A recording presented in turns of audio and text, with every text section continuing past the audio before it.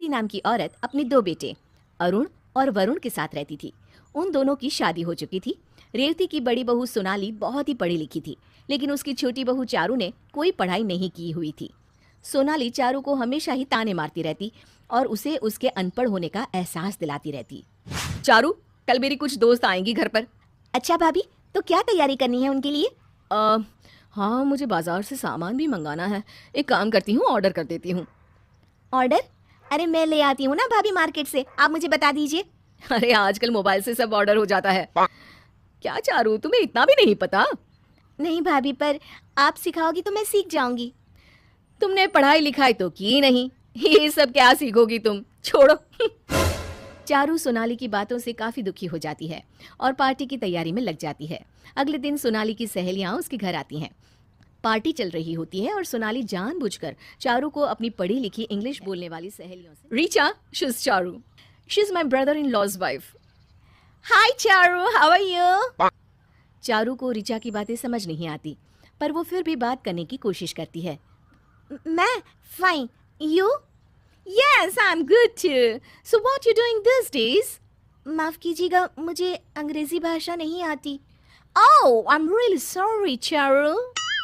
सोनाली को चारू की बेइज्जती होते देख बहुत अच्छा लग रहा होता है, पर चारू को बहुत ही शर्मिंदगी महसूस होती है। किचन में चारू बहुत उदास खड़ी होती है, तभी उसकी सास रेवती उसके पास आती है। क्या हुआ बहू, तू इतनी उदास क्यों खड़ी है? कुछ नहीं मम्मी जी, वो सोनाली भाभी की पार्टी चल रही है ना बाहर, मुझे समझ ही नहीं आ रहा कि किससे क्या बात करूं। अरे बहू, इसमें समझ ना आने वाली बात क्या है? चलो हम दोनों चलते हैं, इससे तुम्हें बुरा भी नहीं लगेगा। नहीं माँ जी, रहने दीजिए, सोनाली भाभी को शर्मिंदा होना पड़ेगा मेरी वजह से। अरुण और सोनाली के बीच झगड़ा हो जाता है। तुमने आज पार्टी में कितना खर्चा कर दिया सोनाली, और उस पर भी तुम्हें और पैसे चाहिए? देखो, मुझे ज्यादा ताने मारने की जरूरत नहीं है, मैं नौकरी करती हूँ, समझे? वो तो मेरे पैसे खत्म हो गए हैं, इसलिए तुमसे मांग रही हूँ। हाँ, तो कौन सा वो पैसे किसी काम आए हैं? घर पर तो तुम देती नहीं हो एक भी पैसा, पता नहीं कहाँ खर्च करती हो। तुमसे अच्छी तो चारू है, कम से कम वरुण का ऐसा खर्चा तो नहीं कराती। अरुण और सोनाली इतना तेज लड़ रहे होते हैं कि उनकी आवाज बाहर तक आ रही होती है। चारू वहां साफ सफाई कर रही होती है। मैं चारू की तरह अनपढ़ नहीं हूँ, आज के जमाने की पढ़ी लिखी लड़की हूँ, समझे? मेरी तुलना उससे मत करना। हाँ। चारू को ये सुनकर बहुत बुरा लगता है। वो रोते हुए अपने कमरे में चली जाती है। एक दिन रेवती और उसकी दोनों बहुएं घर पर होती हैं। बड़े दिन हुए पकोड़े खाए, आज बहुओं को अपने हाथों के पकोड़े बनाकर खिलाती हूँ।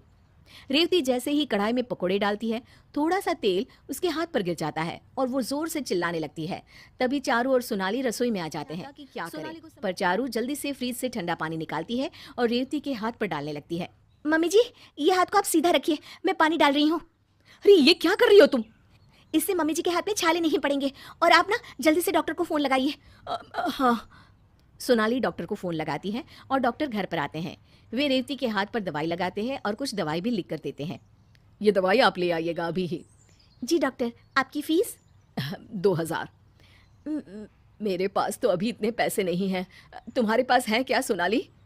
नहीं माँ जी, मेरी सैलरी खत्म हो गई है, लेकिन मैं इनके एटीएम से निकाल कर आती हूँ। डॉक्टर, अब 10 मिनट रुक जाइए ना प्लीज़।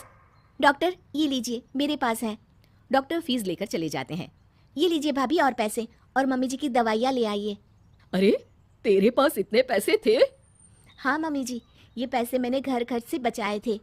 बेटा, आज तो तूने संभाल लिया, वरना मेरे हाथ में अभी तक तो छाले भी पड़ गए। पढ़ाई लिखाई ना की हो, पर तू बहुत समझदार है।